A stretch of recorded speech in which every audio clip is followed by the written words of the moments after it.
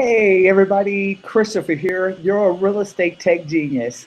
Thanks for attending another episode of The Index, Real Estate Tech Genius's monthly webinar series where we coach buyers, sellers, and agents on using cloud services, social media, and mobile apps for your next real estate transaction. And I'm so happy to bring another episode to you guys. It is real estate season, yay! So the weather is getting nice. People are outside having a good time and enjoying themselves. And everybody is out looking at properties. I tell you, the last 2 weeks have been so busy for me. And I think that that's a good thing. It's an indication to the people out there that the market is changing and people are able to get value out of their house. So I'm so happy. And that goes along with the session that we have today. We're predominantly going to be talking, the purpose of this webinar is to speak to those for sale by owner candidates, the ones that are wanting to sell the properties themselves instead of going out and using a realtor to help them to make their sale possible. And so, the purpose of this webinar is not to convince you to use a real estate agent, but I'm more than willing to help you out if you do need some services. But I wanted to cater this session to be to help those for sale by owners with some information that they can use so that they can be able to sell the property themselves, and they could be able to watch out for a few little caveats that are out there so that they don't get trapped in the system and don't know how to get themselves out, and then they have to go get some additional legal help to get them out of some problems or whatnot. So that's the purpose of this webinar, and I'm so happy to be here talking to you guys about it. And so before I jump into that, just wanted to give you a little bit of information about me. Then I'll give you a little information about Real Estate Tech Genius, because there's a few exciting things that are going on. Then we'll jump into it, or maybe during the session, I'll just tell you a few things about what's happening with us. But for me, I've been in real estate since 2003. That's when I purchased my first home, and still have the house and actually renting it out. And I'm like everyone else. If I was wanting to sell it, I would want to know all the information that I could get about it. I became a real estate agent in 2008, and then an actual broker in 2012. So, I have quite a bit of knowledge. And I think that 2015 is going to be the best year yet. So I'm really excited about it. And I have some little cheat sheet notes over here for the webinar. So you're just going to have to bear with me if you see my eyes glance and dart over somewhere else. So, so right now, I wanted to give you kind of a story of for sale by owners, or the processes that can take. So like in 2012, I had a friend who was trying to purchase his first investment property in Decatur. And we finally found him a place. And as soon as he got into the property, there was water damage. And so I was offering him to advertise his property so that he can be able to get it rented, which is almost similar to an actual sale. The activities are just about the same. And so at first he was trying to rent it on his own, and he was just getting caught up with roadblocks. And so one of the first things I told him is that, hey, if you are out there actively listing your property yourself and you're not getting 8 to 10 showings every 2 weeks, then that means that your property price is over what everyone else is looking to, purchase, or in this case, rent it as. And so I stepped in, I put more advertising on the property. I also did a job of going out and meeting the people who were wanting to rent his property. And I had a great story to tell about the property and the upgrades that he had since the water damage and the whole nine. So we were able to rent that property out in less than 65 days, which is a long time. But when I jumped on board, we were able to get it, rented out, within a couple of weeks, but the whole process took about 65 days. So, you know, so compare 2 weeks to the other, 50 something days that 50 days that he had the property listed. So, I think that there is some good advice here to listen to when we're talking about for sale by owners. And so I want to start out with the actual discussion to talk about. First off, is that Real Estate Tech Genius, we actually made a toolkit, and that's what I'll be going over with for this session. I'll be going over, a couple of pieces inside of the toolkit, and then you can download the rest to get more information. But Real Estate Tech Genius, we created a toolkit for sale for sale by owner groups who want to get more information. And so I'm going to share the PDF with you and let you take a real quick glance at it. So this is the For Sale by Owner Toolkit by your Real Estate Tech Genius. And it is a 16-page document, so it's a very easy read with lots of pictures and big words, so everybody can be able to understand it. And I really want you guys to go to the website and download the toolkit. I think it'll be a great addition to you guys. And what I want to talk about are some of the things inside of the toolkit. So first off, let's start to talk about a checklist. So what I've seen for most for sale by owners, and I've worked with quite a few of them, the for sale by owner community is a hard industry to be able to crack into if you're a real estate agent like me and you want to target for sale by owners, because they have in their mind that they don't need anyone.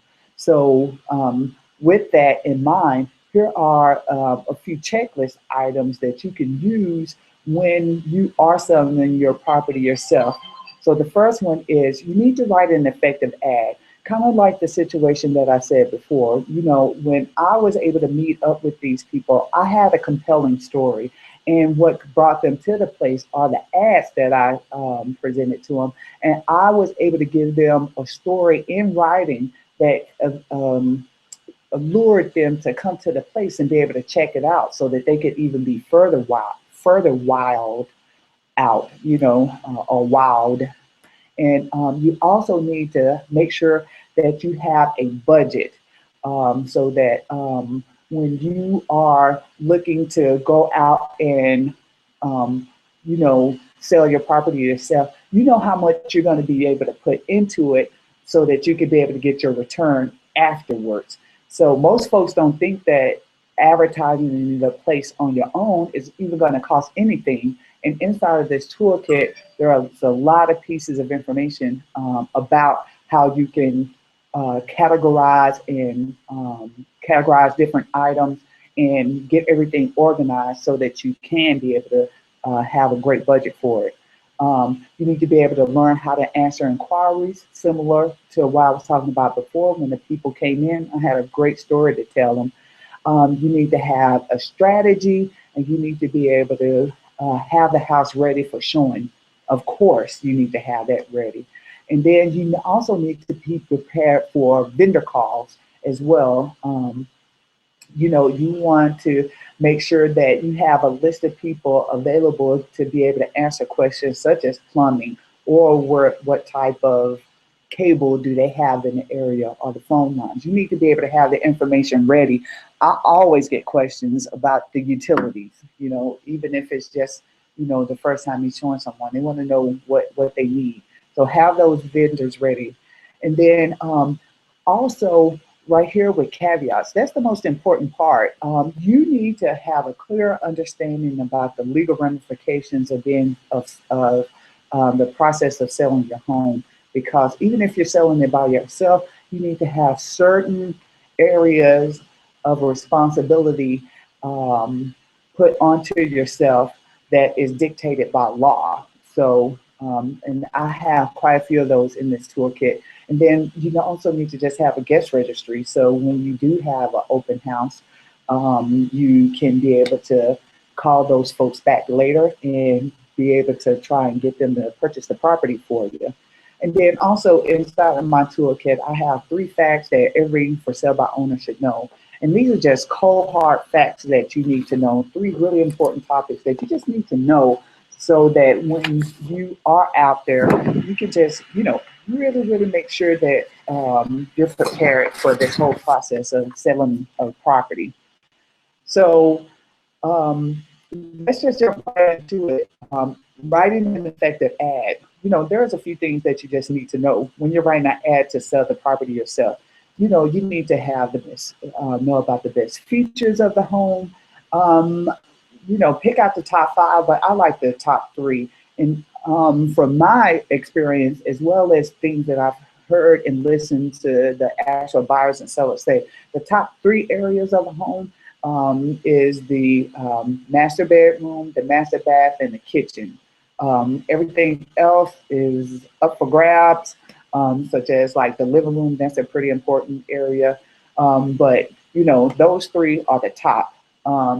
You need to use, I'm at number 4, you need to use words that appeal to all of the senses. So when you're writing your ads, you need to be very descriptive. We have a rolling lawn with fertile grass. The master bedroom has these beautiful hues of color that pop out in your eyes, when you look at the room. We have this lavish bathroom with jacuzzi tubs that'll relax you as soon as you get in. Be descriptive so that when you're writing these ads, people can actually feel what you're saying instead of just thinking that, hey, it's a 4-bedroom, 5-bath, you know? So, use those descriptive words to be able to appease to everyone. And then avoid exaggerating the features of your home that you like best, as they may not be the features that the buyer likes best. So, when I would say with that one, avoid exaggerating the features. Make sure you clean the place up really good, and then have some of your friends to come over and have them to tell you what your top places are, and have them to use some descriptive words that you may be able to put in your ad. That whole process will only take a few minutes, and I think it'll pan out to be, the best thing that you could do, because, when people are looking at these ads, they want to make sure that, when you're describing something that is accurate. They don't want to walk into a place that you described as palatial and it's a studio apartment. That just doesn't make sense.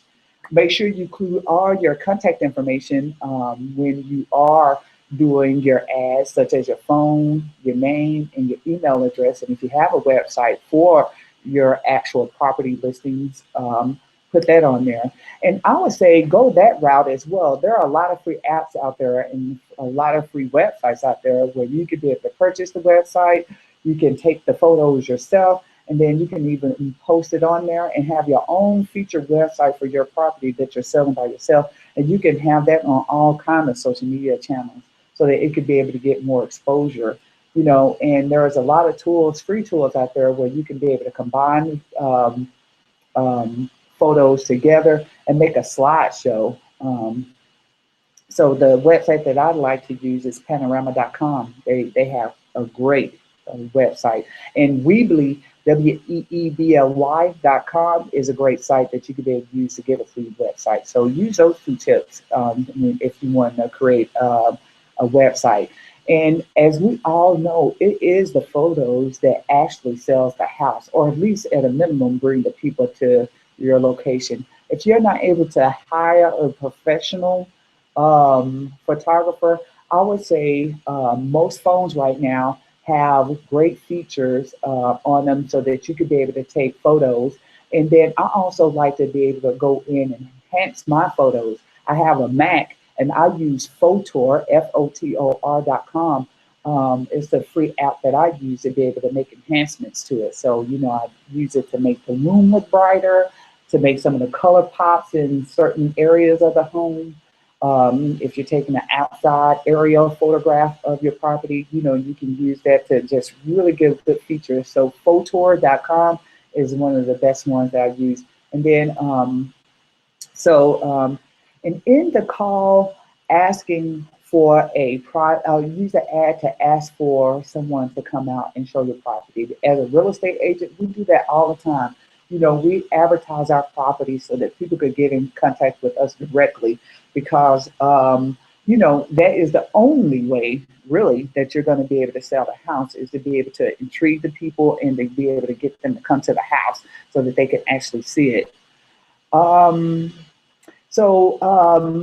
Here, you know, I'm at number 10. According to the Newspaper Association of America, here are the top things buyers want to know about a property. Of course, they want to know about location. We all know about location, location, location. And the second thing is the price. Square footage is something that it gets asked a lot. And unfortunately, a lot of people just don't have that information available. Me as a real estate agent, I'm getting better at asking those kind of questions to make sure that, you know, if someone wants a 2,000 square foot property, they're going to get a 2,000 square foot property. Other items that people ask about is the type or style of home, how many bedrooms, that's a good one. How many bathrooms, that's definitely a good one. The lot size, I don't get that one as much. Usually that's not as important as the square footage. The amenities, you know, this is a granite world right now. So, you know, they want to know if you have granite, if you have a two-car garage, does it have a fireplace, you know, things like that, garage sizes. And then, of course, they're going to want to know the contact information so that they can be able to call. And remember, I was telling you about a budget planner. Here it is inside of the For Sale by Owner toolkit. I'm not going to go over that in detail, but there are certain items that you do need to pay attention to, like where are you going to plan your advertising? Are you going to do it in a local newspaper or are you going to do it in a metropolitan newspaper? Um, how many lines are you going to run? When are you going to run it? And, you know, you can get all that information, plug it into this system, and see how much your advertising dollars are going to take you for the property. And here are some information when you're answering inquiries. Number one, don't put everything about your property in the ad. Give the people the ability to have more questions so that they'll be able to pick up the phone and give you a call.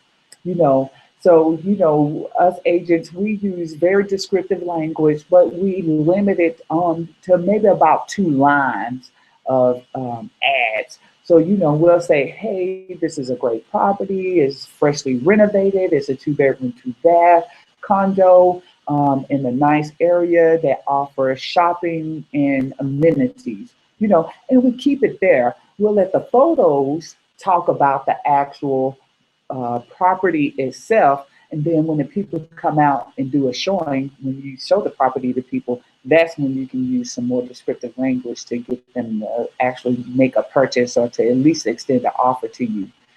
And yeah, and number two, the most important thing about a sale is, or an inquiry is the people to have the people to come and see the house. You know, that's the number one thing. Um, Always do your best to try and be polite and conversational. Don't try to sell the people, definitely on the phone. You know, and just be nice to them and let them know that, hey, you have this great property and you would love for them to be able to come by and see it. And then always trade names with a caller. Make sure you get their first and last name so that you can, and their contact information. And then always direct, I'm like number 6, always give a direct answer to a direct question. And then to keep the conversation going, ask them questions. I do that a lot. I usually ask them, you know, what area are they looking in? It's not my area, but that's the age, and you want to make sure that you ask them questions about your place. But you know, I always ask them, when are they looking to make their purchase? What kind of amenities do they like? You know, why are they looking to move? You know, and people become really open when you're asking them questions because they really want to know if you can be able to help them, you know. So number 8, before agreeing to an appointment for a showing, always ask, have you been pre-qualified by a lender in my price range? So always ask them if they've been pre-qualified, because there are some looky-loos out there, people who just like to go out and look at houses or to be able to get ideas for their next house. And they may actually they may not actually be so much interested in your house, but they just want to see what kind of things that you have. And they don't have any financing. I mean, if the person coming to look at your house does not have financing, it's just a moot cause, because you can't do much with them if they don't have any kind of finances to linger to be able to make the purchase, you know. So no, I always ask if they have been pre-qualified. And then number 9, that's a really good one. Before agreeing to showing, I always ask the caller if they have to sell their present home first in order to buy your home, because they may have a caveat in their own saying that they won't be able to make your purchase until their property is sold, and that can be a long held up process that you have to go through if they do make an offer on your place. But then now you have to wait 2 or 3 months until they find their next place, or until somebody buys their place, you know. So, make sure that you ask them that. Those are pretty important questions. So I'm not for sure if you can see the value out of the Home Buyers Guide. The for sale by owner toolkit. I think it's a great tool to be able to have. Um, so give me a second. I'm trying to get the screen back to me. Hey, everybody. So, right, that is the For Sale by Owner toolkit. We'll drop back into that. But one of the things I did want to talk to you guys about is the Real Estate Tech Genius website. On April 10th, we are revamping the website and giving it a fresh, brand new look and feel. So when you go on it on April 10th, you should be able to have more accessibility to go out and see listings. You should have more ability to be able to go out and check reference material.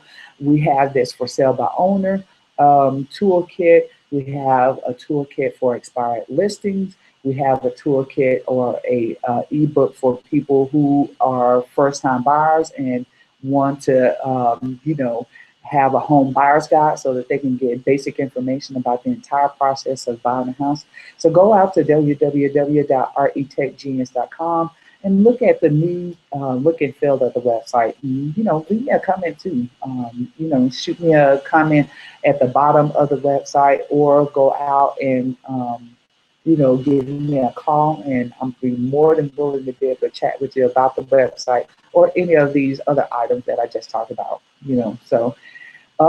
So let's just jump right back into the For Sale by Owner toolkit. So we were talking about your ads, and then we were also talking about the inquiries. Another thing that I think is highly important is preparing your home for showing. Now, I have done quite a bit of blogs, webinars on www.retechgenius.com/gadgets, and look at the blog section.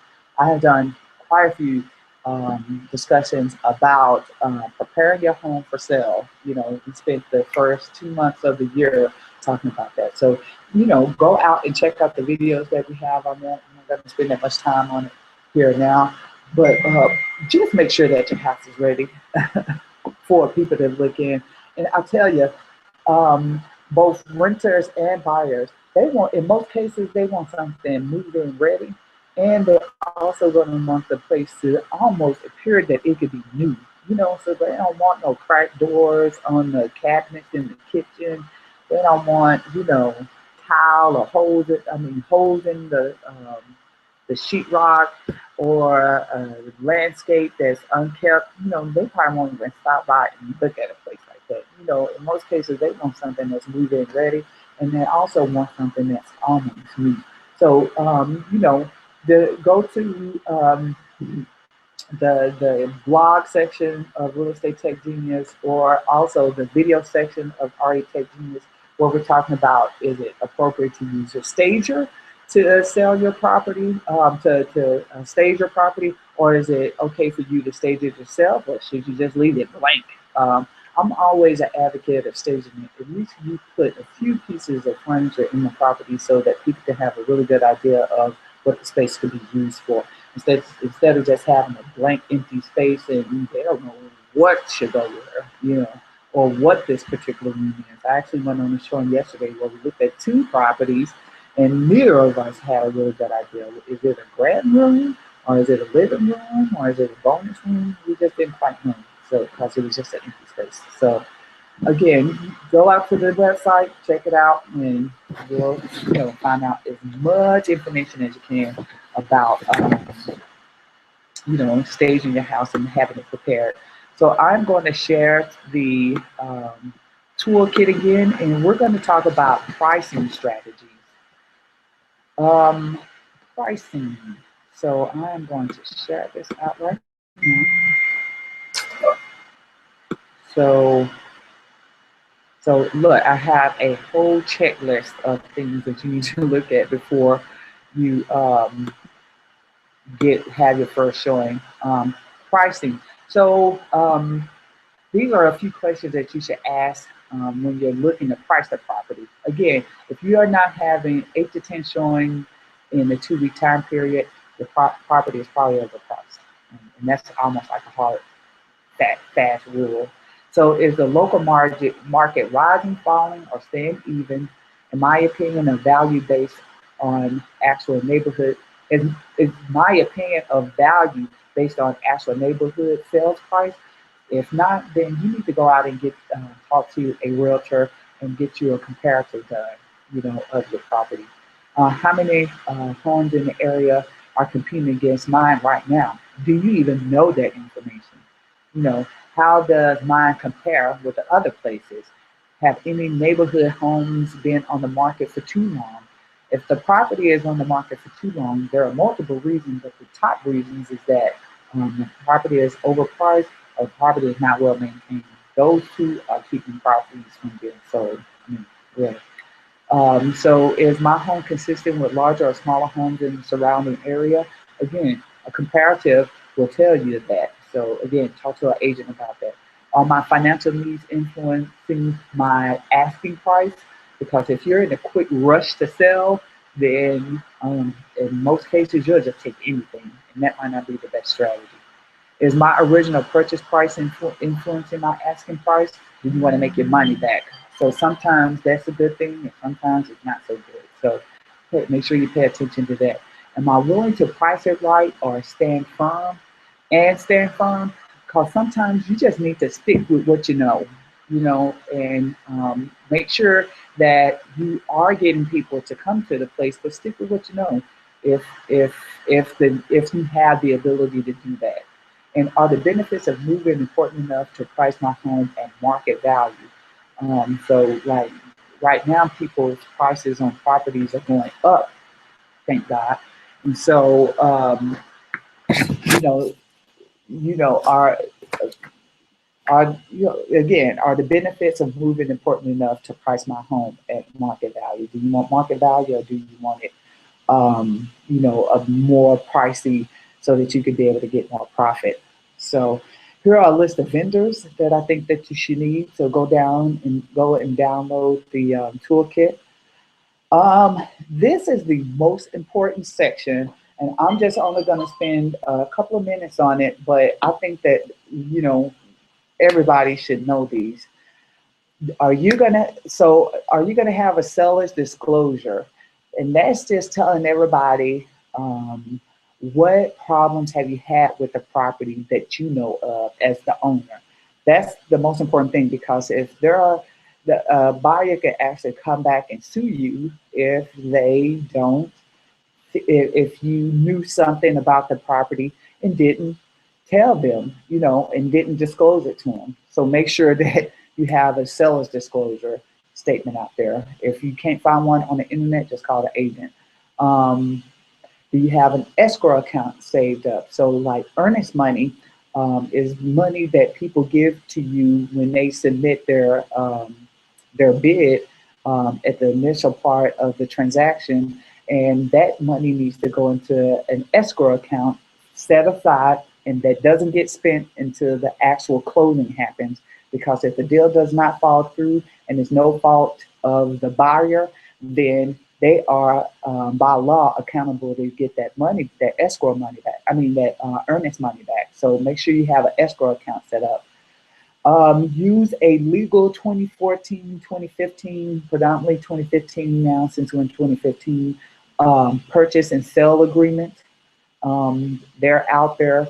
Us realtors, we use the National Association of Realtors or the Georgia Realtor Association forms that are updated every year. Use the services of a reputable title, mortgage, and escrow company. The mortgage typically will come from the buyer, but make sure that you have some information about where they're getting their loan from. We do not want you to go and sit at the table at closing and then the deal falls through. You know, make sure you have all your permits up and ready. Make sure all that information is at hand, because if the mortgage person is going to ask you about some, you know, the foundation of the property or some kind of permittable action about the property, you know, you want to make sure that you have all that ready. And follow the rule about signage and marketing. There are certain Georgia rules that you have to have about signage and marketing. Certain aspects of the signage need to not be discriminatory, for example. So, so you can't say this is only for white people or only for black people, things like that. Make clear in writing what is and is not included with the sale. Sometimes people get confused because they'll see a refrigerator in the kitchen when they're looking through the property, write the deal. Then when it comes to closing and they actually are moving into the place, there is no refrigerator. So make sure that everything is written down. You decided that you wanted to keep it and move it into your new place. So, just make sure that everything is written down. Make sure for yourself that you get a survey done. I would say the smart thing to do is get a survey done, appraisal done, and an inspection done prior to somebody even looking to purchase a property, just so that you can have that as backup ammunition for your sales price. So make sure you do all those. Avoid discrimination and maintain regular communication. Get a home warranty and one day be able to transfer over to the buyer. That'll be a great selling technique and tool. Document all communications in writing. That's what we do as realtors, make sure that everything is written down. Hire an attorney that specializes in real estate. If you are the one that's choosing the closing attorney, which in most cases it is the seller, make sure that you use one that's reputable and know all real estate law. And keep in contact with them to keep all documents, and hire a professional real estate agent if everything gets a little bit overwhelming. And remember, I was telling you that there are 3 facts that you should know. Here they are. Real estate brokerage has been a part of society, and sellers have been paying full brokerage commissions for over 200 years. So using someone else to be able to help you with the process is just not a bad thing. 7 out of 10 owners end up having to choose a broker to help them sell, or having to change their plan. Sometimes when it's too late to save them from costs they could have avoided. So again, even if you don't hire one, at least communicate with the real estate agent. But I would say hire a real estate agent. In most cases it's free. In a sense, we take 6%, but that comes off the top, and you won't even notice it at the closing of the deal. And the commission is talked about upfront at the beginning as well. So you'll know in the beginning how much your final payout will be based on your original sales price. And as a licensed realtor, I can generally sell a house for more money than a private owner can. And I can generally sell it in less time, because with Coldwell Banker, they've been around for 108 years. We have over 700 websites that we advertise our properties on. And we are also really familiar with the industry. So we could be able to have tons of communication streams that we could be able to get the property listed out for you. And then the last thing is just have a guest registry when the people come by. So that is the for sale by owner toolkit, and also that is the information that I wanted to share with you guys on this webinar. Um, about for sale by owners, and the different techniques and the different processes. um, Again, go to www.recheckgenius and go to the resource center page, and in there you'll be able to see all the um, ebooks that we have and toolkits and guides that we have for you. It's free information.